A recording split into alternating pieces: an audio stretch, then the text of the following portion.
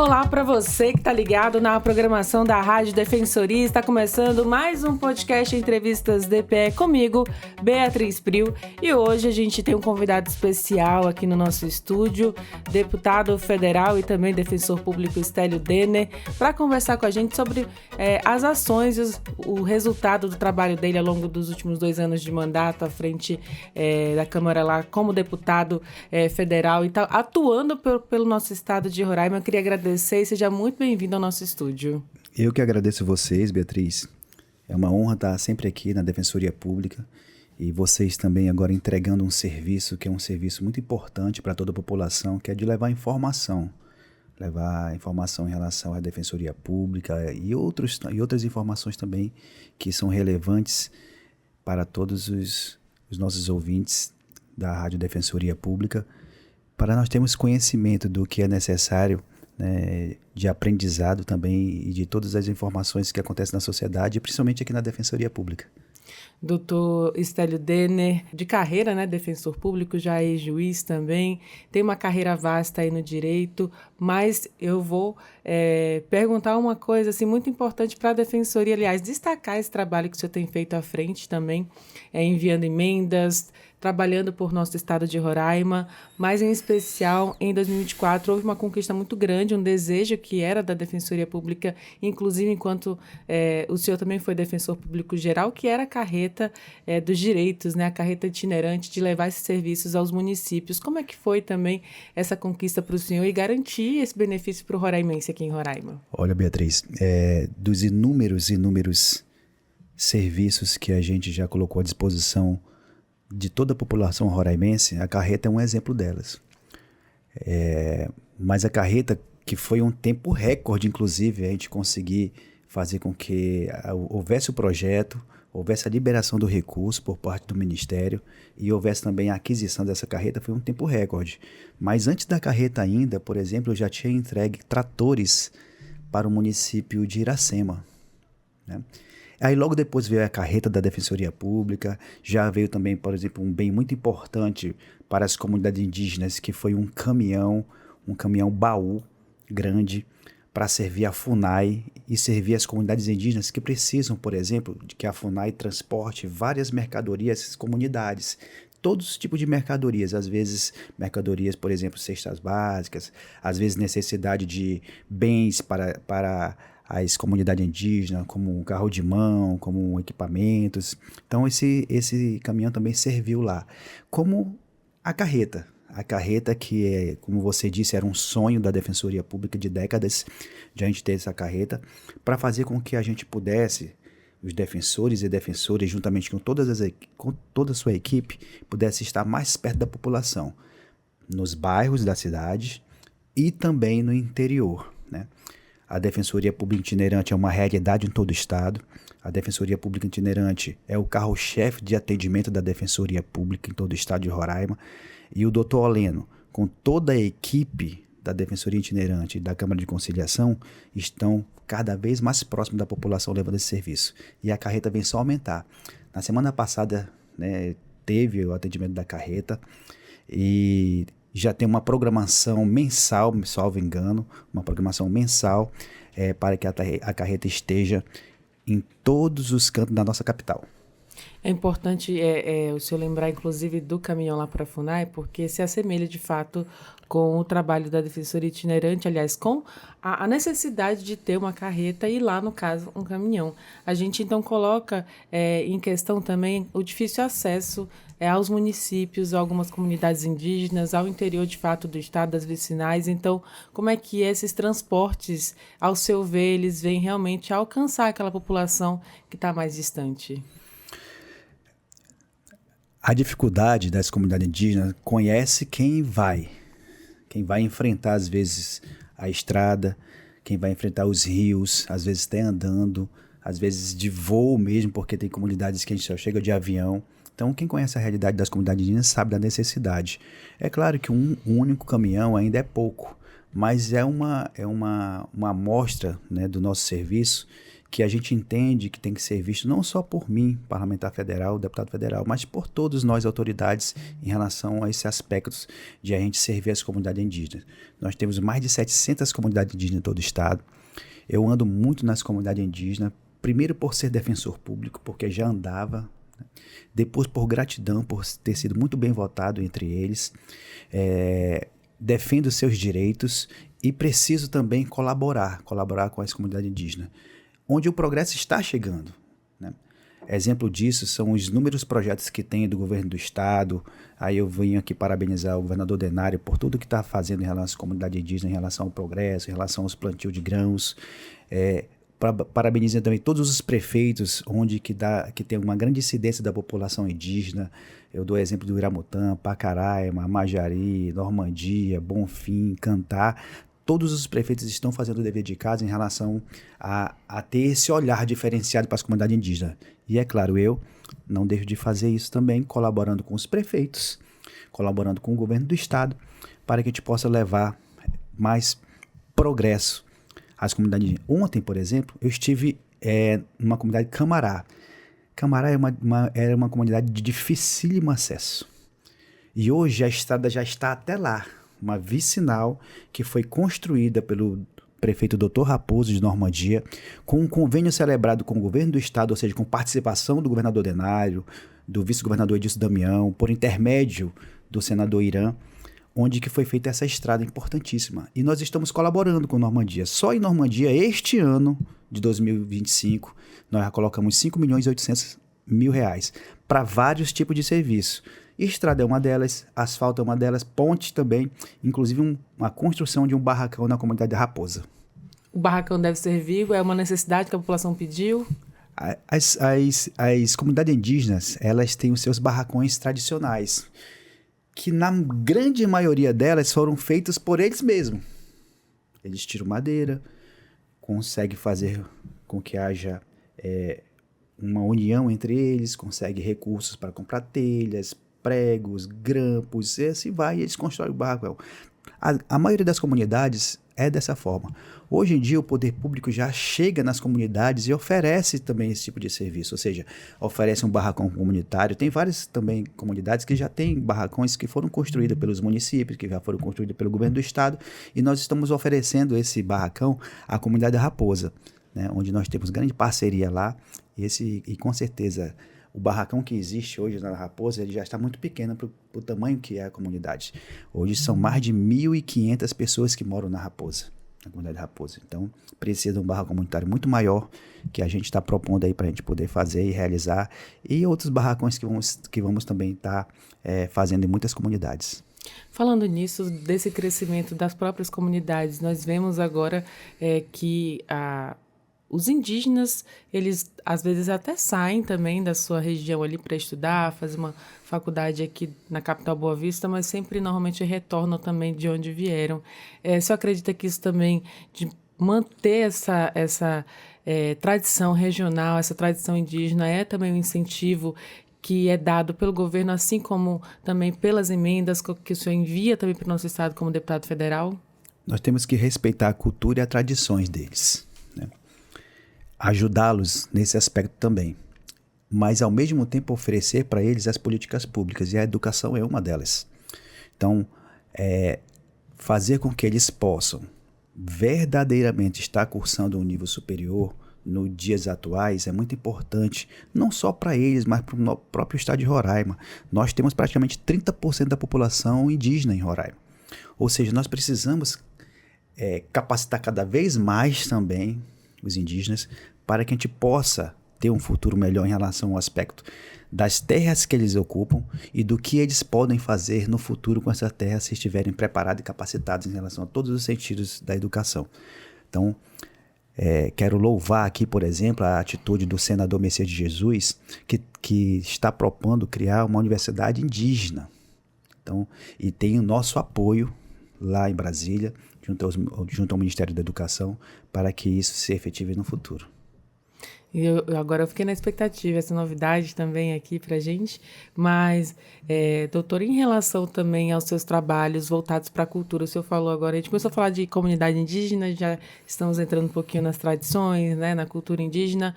Um outro projeto apresentado também na sua gestão foi o de valorização da cultura nacional, né? Os municípios que valorizarem a cultura ganham aí, então, um selo, né, um reconhecimento. Por lei, nós estamos propondo que as cidades que trabalham a cultura, né, que investem na cultura, que reconheçam dentro do seu, no caso do seu estado ou do seu município, a necessidade de nós estarmos cada vez mais próximo da população e fazendo com que a cultura apareça nesses locais, a gente está pedindo que seja reconhecido através de um selo que vai ser dado pelo governo federal para as cidades que fazem todo esse tipo de trabalho. Nós somos exemplo disso. Boa Vista é exemplo disso. Boa Vista tem aí, por exemplo, um investimento muito grande em vários segmentos culturais. E o nosso próprio estado. Tanto é que, por exemplo, eu vou falar aqui do movimento junino, para dar exemplo apenas, porque eu sou do movimento junino. Nós fundamos uma quadrilha junina em 98, aqui no estado de Roraima, que é a Eita Junino. Então eu venho do segmento cultural também. O investimento que o estado faz e que Boa Vista faz ao segmento cultural, o movimento junino, é muito importante, não só para nós, mas para o Brasil. Hoje, nós temos praticamente aí quase 30 grupos folclóricos treinando já desde janeiro para que a gente possa se apresentar em junho, julho e agosto. Ou seja, e quando termina agosto, já inicia a preparação para os próximos anos já, com projetos, com busca de trabalhos que a gente pode já trabalhar, ou seja, não para. E é importante esse reconhecimento, por isso que nós estamos por lei. Eu sou membro da Comissão da Cultura na Câmara Federal. Já está os 2 primeiros anos e vou continuar nesse 3º ano, pela importância que eu dou ao segmento cultural de todo o Brasil e do estado de Roraima. E o que esse selo ele pode garantir, né? Ele garante assim que as próprias prefeituras consigam mais recursos, que tenham mais um amparo mesmo para investir ainda mais nesse setor da cultura? O selo vai servir para isto, né? Vai servir para que o governo federal, né, para grandes âncoras empresariais possam olhar aquela cidade, aquele município ou aquele estado desta forma, né? Que o investimento tenha um retorno para eles, né? Não só para o governo federal, mas também para os empresários que acharem necessário investir na cultura. E falando em cultura, o Arraial já se aproxima também, porque passa rápido o ano, né? Rapidamente estaremos aí em junho, julho. O senhor estava falando já dos ensaios antes da gente iniciar a entrevista. Já estava participando dos ensaios também ali da Eita Junina? Já sim. Mas antes de falar da Eita Junino, só para encerrar esse assunto em relação ao nosso trabalho, em relação ao movimento cultural no Brasil, nós estamos propondo uma PEC, uma proposta de emenda constitucional. Essa PEC eu já propus, eu vou começar agora a colher as assinaturas, eu vou tentar mobilizar todos os estados da federação para que os parlamentares federais, que eu falo, deputados federais e senadores possam assinar essa PEC. Para que essa PEC? O que eu estou propondo nessa PEC? Eu estou propondo que apenas 3% dos 100% das nossas emendas federais, tanto de senadores como de deputados federais, sejam garantidos para a cultura. Ou seja, é um importante passo para que a gente possa investir muito mais na cultura no Brasil com recursos federais provenientes das emendas dos deputados, deputadas e senadores, né? Nós estamos propondo isso. Uma proposta nossa, que nós vamos tentar colher as assinaturas suficientes para que essa PEC comece a tramitar no Congresso Nacional. Deputado, eu queria até entender em relação ao investimento na cultura, né? Por que esse investimento ele é necessário? Por que o senhor considera importante, não só no setor da cultura mesmo, mas em que outras áreas a cultura pode impactar? Bom, nós temos as mais variadas políticas públicas, né? Todas muito importantes, todas. Saúde, educação, segurança pública, todas são muito... Esporte, lazer, né? E a cultura, nós temos essa dificuldade de sentir na pele, por ser do movimento cultural, a falta, às vezes, de vários recursos. Por mais que existam as leis de incentivos culturais, Lei Rouanet, né, Paulo Gustavo, investimentos, como eu mencionei aqui em Boa Vista, pelo governo do estado também, em relação aos movimentos culturais, há esses investimentos. Só que eu acho que pode ser melhorada por uma parcela orçamentária do Brasil que realmente não tem esse olhar, que é justamente os parlamentares federais. Por lei, já é obrigatório nós, parlamentares federais, destinarmos 50% das nossas emendas, por exemplo, para a saúde. Isso é constitucional. O que eu estou propondo é que nesses 100%, 3% apenas seja destinado à cultura. Né?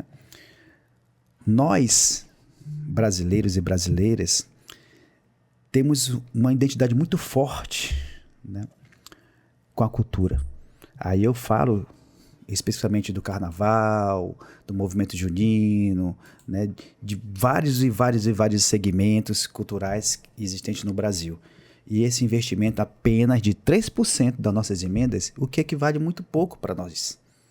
Por exemplo, eu estou investindo na cultura, mas os outros 512 deputados investem, né, nesse segmento que também é importante, né, para uma sociedade, para um município, para o Brasil. Então, por isso a nossa provocação com esta PEC. Nós vamos tentar fazer com que isso ganhe corpo no Brasil todo e a gente consiga as assinaturas para a gente começar a discutir realmente a necessidade de a gente investir cada vez mais na cultura no Brasil. Que acaba sendo uma decisão de todos ali também junto. Mas isso, essa decisão, na verdade, esses 3%, de forma que eles podem impactar também na economia, porque você incrementa na cultura e de forma que isso pode gerar emprego, renda aqui para o nosso estado. Atinge diretamente, né? Você vê, por exemplo, os 2 grandes arraiais que tem município e estado de Roraima. O que faz com que haja circulação de recursos, né? Aí quando a gente fala isso, a gente não traz só para o arraial, né? Fala do artesanato, dos músicos, né? Do teatro, do cinema. Então, em todos os aspectos, esses investimentos vão sim melhorar e facilitar com que a gente possa desenvolver este lado brasileiro de ser, né? Que é a cultura. Até as costureiras ganham, né? Porque ganham produzem muitos vestidos nesse período. E as suas expectativas, doutor, para o Arraial esse ano, para a quadrilha, inclusive, que o senhor ali participa também, de onde o senhor vem, da Eita Junino, já está tudo pronto? Aliás, tudo pronto ainda não, porque está no início dos ensaios, né? Mas quais são as expectativas com os ensaios que o senhor viu ontem, que acompanhou? Eu sou apaixonado mesmo pelo movimento junino, pelas quadrilhas juninas. Meus pais se conheceram dançando quadrilha. Olha, isso é um romance muito bonito, viu? Meus pais se conheceram dançando quadrilha aqui no estado de Roraima, né? Eu tenho fotos de um ano de idade vestido de quadrilha junina, de 1 aninho de idade. Então, nasceu junto com a gente isso, né? E a gente carregou para a vida. A vida nos proporcionou fundar um grupo folclórico, que é reconhecido no Brasil todo, 4 vezes campeão nacional, né, a Eita Junino. E hoje, como parlamentar federal, eu não posso só olhar para a Eita Junino em relação ao movimento junino. Eu tenho que olhar para todos os grupos. Nesse aspecto, nós propomos aqui ao prefeito, Arthur Henrique, que através de um recurso federal nosso, nós possamos construir as quadras de todas as quadrilhas juninas federadas. E já nós iniciamos isso. Já está em fase de aprovação no Ministério, para que a gente possa construir as 10 ou 12 primeiras quadras, que vai depender da licitação que vai ser feita pelo valor agregado ao orçamento que eu coloquei, que foi 20 milhões de reais, para construir de 10 a 12 quadras primeiros. E isso foi no primeiro ano. E já coloquei mais 6 milhões para construir mais quadros. Ou seja, eu acredito que esses 26 milhões que tem, vai dar de construir aí aproximadamente de 15 a 16 quadras, que já é a metade das quadrilhas juninas existentes no nosso estado. Com certeza absoluta, essa licitação vai ser feita este ano e o início dessas quadras vão ser feitas esse ano através do trabalho da Secretaria de Obra Municipal, juntamente com a nossa participação das emendas federais do deputado defensor Estélio Dene. Que lindo vai ser esse resultado, deputado. Inclusive, o senhor falando aí de dançar quadrilha aí desde 1 aninho de idade, acho que foi até antes, a gente estava na barriga ainda, sua mãe dançando, você já estava lá também, já né? Já estava lá. Então, assim, é o resultado de um trabalho que vem sendo efetivado aí ao longo desses 2 anos. E agora eu queria até mudar um pouquinho de assunto, falar um pouquinho de segurança. O senhor também apresenta uma proposta voltada ao esporte, que é a questão da segurança nos estádios, né? Segurança entre os esportistas, entre, na verdade, os torcedores. Essa é a palavra que eu estava procurando. Por que foi pensado nisso também?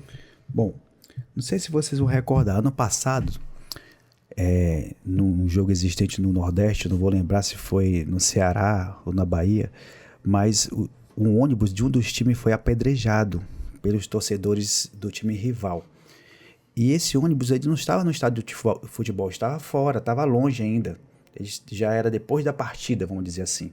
Já estava distante do... Isso me motivou a apresentar esse projeto, que é endurecer as penas praticadas por essas pessoas, que não são torcedores, são vândalos, né? Quem vai para um estádio de futebol e provoca vandalismo, não são torcedores, não é família, né? Então, isso acontecendo, nós estamos propondo que a gente dê um cartão vermelho, por exemplo, para esse tipo de pessoa, né? Alterando a lei do esporte, neste caso, que é através do projeto nosso 455 de 2024, para que a gente possa banir de vez essas pessoas que vão para o estádio de futebol. Além disso, também endurecer o jogo com eles. Em alguns tipos de ilícito praticado por eles, por exemplo, quando mesmo fora, no barzinho, vamos dizer, não é no estádio de futebol, mas é no barzinho, onde tem os torcedores dos dois times. Tem um telão ali também? Tem um telão lá. Se alguém provoca lá uma briga, essa pessoa tem que ser responsabilizada de uma forma que não é igual, por exemplo, se fosse uma briga comum na sociedade. Então, o esporte não serve para isso. O esporte não serve para nos dividir. O esporte não serve para um ringue. O esporte serve para nos unir enquanto pessoas de um estado, né, ou de um município ou do Brasil. E em relação a outras propostas, né? O senhor também é um deputado atuante nessa área. Por que eu considero também o esporte, isso tudo que o senhor já vem dizendo, né? Essa união, de que forma que o senhor acredita que o esporte ele transforma a vida das pessoas? Sim. Eu já fui atleta daqui do nosso estado. Então, e de várias modalidades. Já participei de Jogos Escolares Brasileiros, já representei o estado, por exemplo, em brasileiro de karatê, mundial de karatê, mundial de jiu-jitsu. Eu sou faixa preta de jiu-jitsu, sou faixa preta de karatê. Várias modalidades já participei do esporte. Então, por sofrer na pele também como atleta, tudo que sofri em relação às dificuldades, eu propus também ao Ministério do Esporte um projeto que é inédito no Brasil. Vou repetir, viu, para vocês aí, ó, que é inédito no Brasil. Foi difícil, inclusive, a sua aprovação. O que é? É eu destinar recurso diretamente às pessoas que fazem esporte nos municípios, nas cidades, nas comunidades. E cada unidade dessa, que eu quero que participe do projeto, recebe um valor correspondente à compra do material em relação à sua modalidade. Por exemplo, futebol, vai ganhar chuteira, vai ganhar bola, vai ganhar vários tipos de material concernente ao futebol. Voleibol, atletismo, jiu-jitsu, karatê, são várias modalidades que nos nossos projetos. Esse nosso projeto hoje, ele não iniciou, porque esse recurso é do primeiro ano, não foi liberado as emendas ainda, deve estar sendo liberado por esses dias para a gente iniciar esse projeto. Vai contemplar 80 unidades em todo o estado de Roraima, capital e interior, para que a gente possa levar o esporte mais próximo da população. E aí, é claro, vai ter escolinha de futebol, vai ter vários tipos de modalidade desse projeto para que a gente possa ajudar um pouquinho. Por que o senhor falou no início que foi desafiador também conseguir a aprovação desse projeto? Porque não existe no Brasil, nunca existiu no Brasil um parlamentar que colocou um recurso para fazer com que esse valor chegue lá na ponta para as pessoas. Que chegue lá na ponta para as unidades que fazem esporte nos bairros, nas capitais, no interior, no nosso caso, nas comunidades indígenas. Tem vários times de futebol, de voleibol, de jiu-jitsu, inclusive, de artes marciais que estão sendo contempladas em comunidades indígenas. Ou seja, esse recurso vai chegar lá para eles, né, para eles comprarem materiais, para pagamento de uma pessoa responsável pelaquela escolinha ou por aquela unidade, né, de esporte, para que a gente possa fazer o desenvolvimento do esporte cada vez mais perto da população. Aqui em Roraima nós temos inclusive muitos atletas que, hora ou outra, pedem um apoio de um deputado, até fazem uma rifa, uma feijoada para conseguir recursos para conseguir competir fora de Roraima. E como atleta, deve ter passado por isso também ali muito jovem, também como faixa preta agora, né, que você revelou aqui para todo mundo. Mas esse recurso que deve chegar a essas bases também, chegar ali também para compra de uniforme, para compra de bola, de rede, ele também deve, de alguma forma, ser útil para encaminhar esses atletas para competir também? O recurso ele não pode ser usado para as compras das passagens. Não pode. Só para o incentivo do treinamento mesmo. Isso, do esporte. Em relação a esse aspecto, eu pensei também de a gente colocar recurso, especialmente para as passagens, né? Mas já há um trabalho também feito pelo governo do estado, pelo CETRAVES, pelo município, através da FETEC, em relação a essas passagens. É claro que não dá para comprar para todo mundo. Por isso que muitos atletas não conseguem, muitos atletas precisam, né, fazer uma feijoada, pedir um apoio também, rifa, né? E a gente tenta colaborar na medida da nossa condição, a gente sempre tenta colaborar com alguns atletas, né? Então, sempre, qualquer que seja a política pública, o Estado nunca consegue fazê-la na sua totalidade, de uma forma bem cristalina, fazer com que todo mundo se satisfaça com a política pública, né? Há falta na saúde, há falta na segurança pública, há falta na educação. Cabe nós, gestores, aí eu falo dos prefeitos, falo do governo do estado, dos nossos governantes e nós, parlamentares federais, tentar minimizar isso. E são com esses projetos que a gente minimiza a dor que a população sente e facilita um pouco mais que as políticas públicas cheguem às pessoas. Além disso, desse projeto, outra matéria aí apresentada também, aliás, outra emenda, né, só destinou recurso para todos os municípios do estado de Roraima. Aí emendas milionárias mesmo, porque é de acordo com a demanda também de cada município. Como é que tem acompanhado também esse trabalho realizado aí? Quando chega na mão do prefeito, o senhor tem acompanhado também esse trabalho? Na verdade, ainda não foi para todos. Nós completamos agora, Beatriz, 2 anos de mandato. Agora em fevereiro fez 2 anos de mandato, nós temos mais 2, ou seja, nós estamos na metade do mandato, 50%. Nós, totalizando todos os recursos que nós conseguimos para o nosso estado, com liberação de recursos, emendas provenientes do mandato do deputado defensor Estélio Denner, eles já somam aproximadamente 250 milhões de reais. Apenas 2 municípios ainda não foram contemplados com recursos nossos. Apenas 2, que foi São Luís, Danauá e Baliza. Ainda, né? Ainda não foram.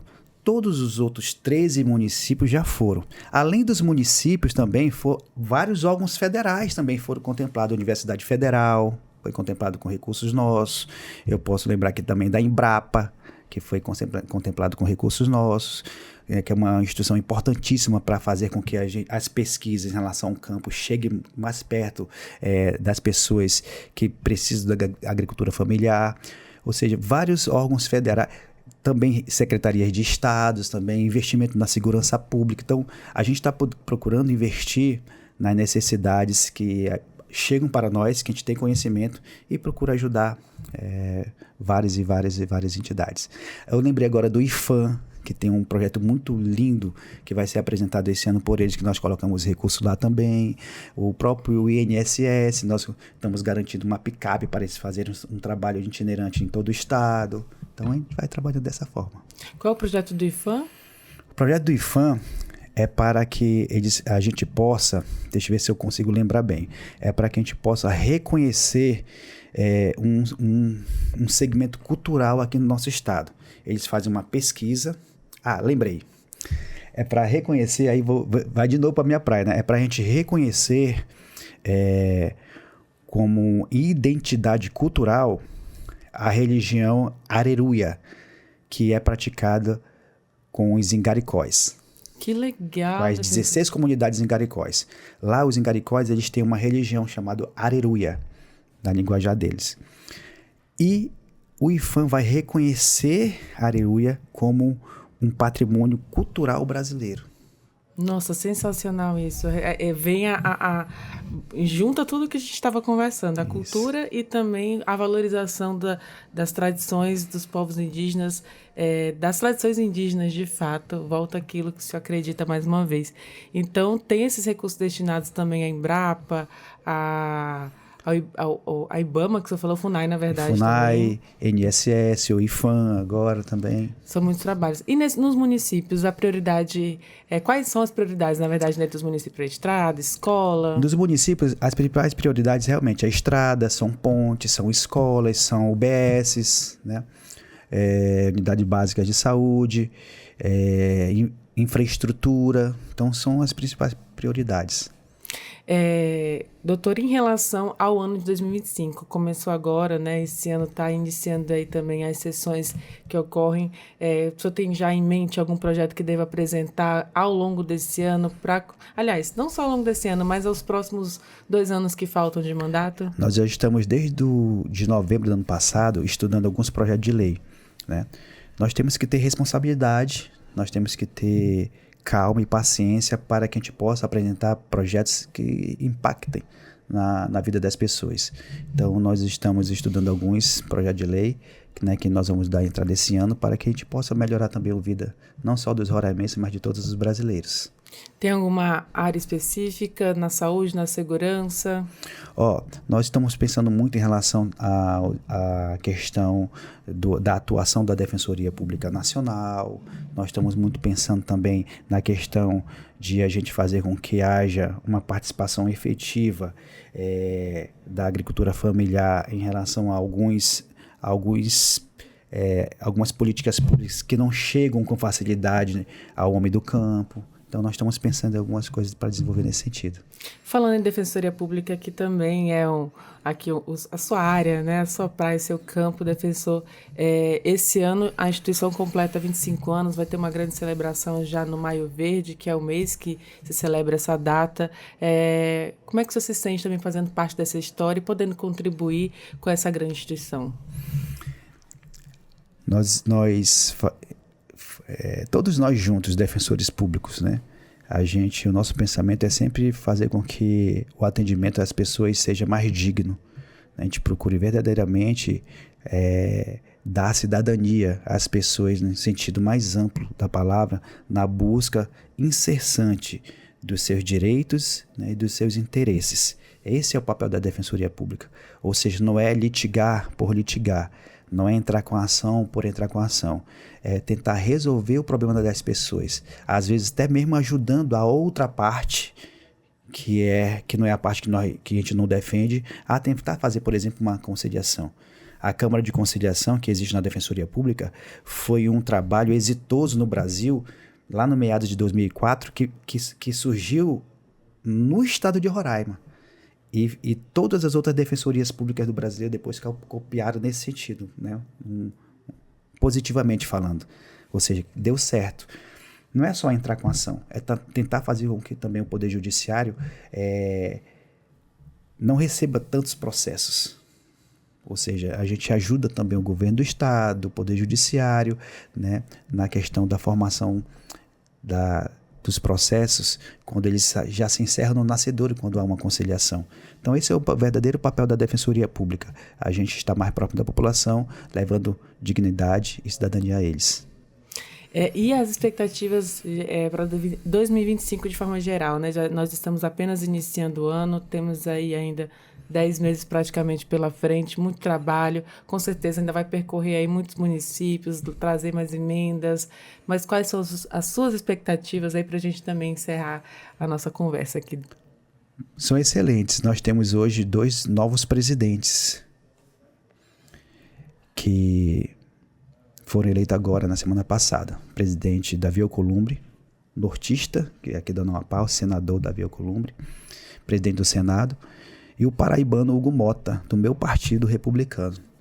Tenho certeza que a união desses dois homens fará com que a gente no Brasil possa verdadeiramente dialogar, se respeitar e dialogar, fazer com que tudo que existe na política seja para o bem da nação, para o bem do Brasil. A gente não pode ter uma divisão por ter divisão ideológica. Nós temos que pensar diferente, sim, nós pensamos diferente, mas nesse pensamento diferente, com diálogo, com respeito, né, com muita conversa de ambas as partes, a gente pode sempre melhorar a política pública para os brasileiros e brasileiras. Então esse é o pensamento que eu acredito que o Hugo Mota e o senador Davi Alcolumbre vão ter nesses 2 anos de mandato, o que nos faz ficar bem. Nós temos que pensar no nosso quadrado, no caso a gente aqui no estado de Roraima, e fazer com que a gente possa se aproveitar no sentido positivo da palavra, para que a gente possa fazer com que o nosso estado se desenvolva cada vez mais. O nosso estado de Roraima hoje está bem no cenário nacional. É um estado que produz muito, é um estado dos maiores PIB do Brasil, é um estado que a economia está forte, aquecida, é um estado onde que o progresso está chegando, as estradas estão chegando, o asfalto está chegando. Nós precisamos fazer com que isto se potencialize cada vez mais, e dessa forma nós vamos estar garantindo ao futuro, né, às pessoas, a melhoria de vida no nosso estado. Então é isso que nós temos que pensar. E a nossa colaboração sempre, através de projetos de leis e com os recursos necessários que a gente possa investir no nosso estado, não só eu, mas como todos os outros parlamentares que trabalham muito, né, eles possam chegar na ponta e de verdade serem executados e fazer com que a gente melhore a vida das pessoas em todos os municípios. Todos nós torcemos por isso.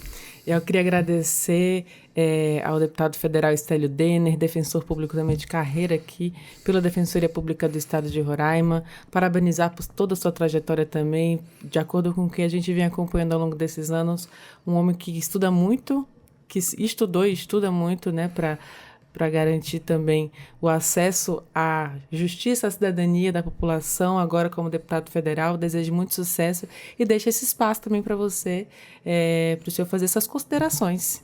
As minhas considerações de parabenizar, né, vocês da rádio, Defensoria Pública, a toda a gestão da Defensoria Pública, aí você está o doutor Oleno, o doutor Natanael, o doutor Aleni, que carregam o piano, no sentido, que carregam todo o trabalho que deve ser desenvolvido por nossa instituição, e que a gente tenha um futuro mais próspero, que nós possamos chegar em todos os municípios. Nós temos uma peculiaridade muito grande de só termos 15 municípios no nosso estado.